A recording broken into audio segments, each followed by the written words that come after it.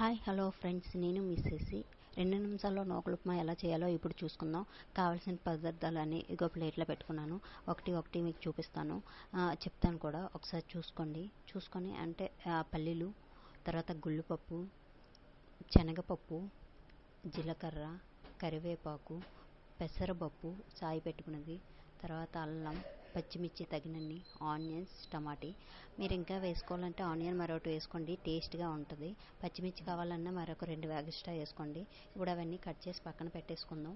పక్కన పెట్టుకున్న తర్వాత ప్యాన్ పెట్టుకొని ఇవన్నీ ఫ్రై చేస్తాం. ఆ క్లిప్ మిస్ అయింది, సో ఏమనుకోకండి, ఏమీ లేదు. కట్ చేసి అది కడాయిలో వేసుకొని బాగా ఫ్రై చేయాలి. బాగా ఫ్రై చేసి మిడిల్ ఫ్లేమ్లో పెట్టుకొని ఫ్రై చేసిన పర్లేదు, హై ఫ్లేమ్లో పెట్టుకొని ఫ్రై చేసిన పర్లేదు.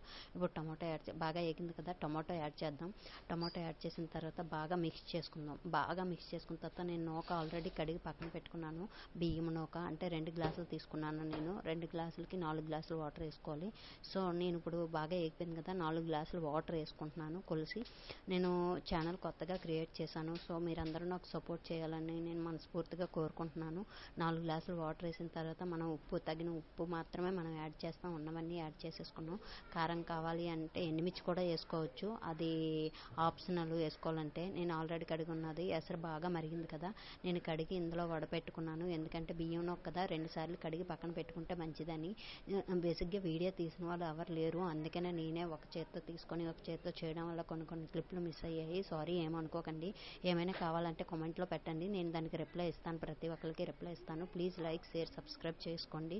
కొత్తగా ఛానల్ పెట్టాను. మీకు ఇప్పుడు సాల్ట్ కావాలంటే ఇప్పుడే వేసుకోండి. బాగా ఉప్మాకి సాల్టే మంచి టేస్ట్ వస్తుంది. సాల్ట్ తగ్గించేస్తే టేస్ట్ తగ్గిపోద్ది.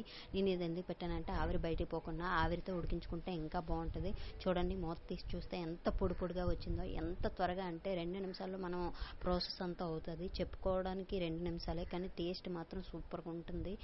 Please like, share, subscribe friends. Thank you.